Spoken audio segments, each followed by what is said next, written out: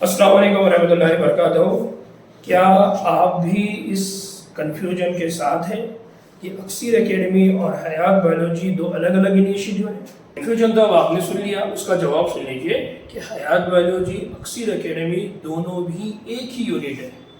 बस फ़र्क इतना है कि अक्सर एकेडमी अपने पहले दिन से कोशिश कर रही है उर्दू मीडियम के तलबा के अपलिफ्टमेंट के लिए, और आप इस बात के गवाह हैं कि अल्हम्दुलिल्लाह अक्सर एकेडमी पिछले 5 सालों से उर्दू मीडियम के तलबा के अपलिफ्टमेंट के लिए किस तरह की कोशिशें कर रही हैं।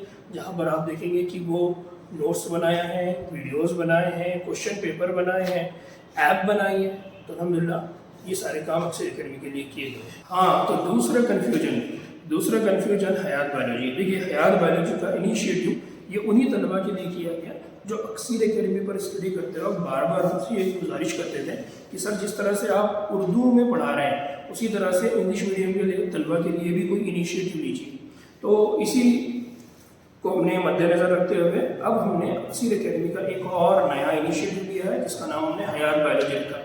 यहाँ पर हम स्पेशली उन तलबा को पढ़ाएंगे जो उर्दू से अपनी तालीम को अब इंग्लिश में शिफ्ट करना चाहते हैं, वो मराठी से अपनी तालीम को इंग्लिश में शिफ्ट करना चाहते हैं।